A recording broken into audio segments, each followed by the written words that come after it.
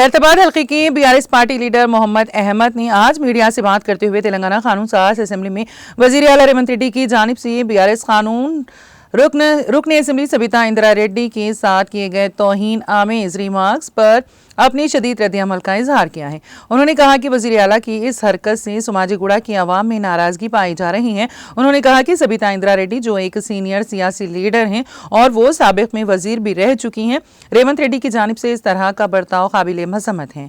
उन्होंने वजीर आला रेवंत रेड्डी से मुतालिबा किया है कि वो फौरी तौर पर सबिता इंदिरा रेड्डी से माफ़ी मांगे। अस्सलाम वालेकुम, मैं Samajiguda division president Sheikh Ahmed BRS party से।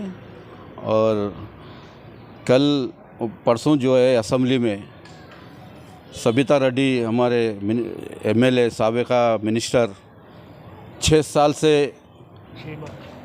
6 बार जीत लेते आए हैं एमएलए और 2 बार मिनिस्ट्री करे उन्होंने। राजशेखर रेड्डी के दौर में होम मिनिस्टर थे, इतनी बड़ी इज्जत है उनको। और केसीआर साहब की गवर्नमेंट में 10 साल से मिनिस्टर थे, एजुकेशन मिनिस्टर।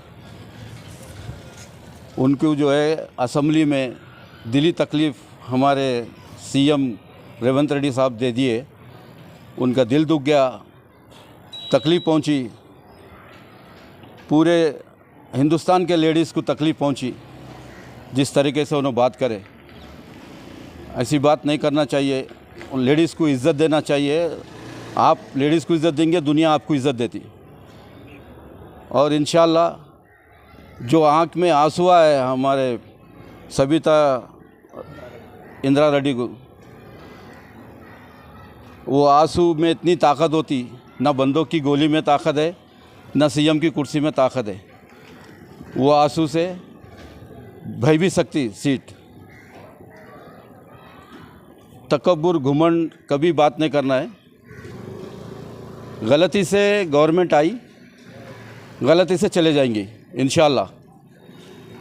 और ये गवर्नमेंट में एमएलए मिनिस्टर शायद खुश होंगे, लेकिन केसीआर साहब की गवर्नमेंट में पब्लिक खुश थी, कोई चीज़ की तकलीफ़ नहीं थी, आराम से थी। Land order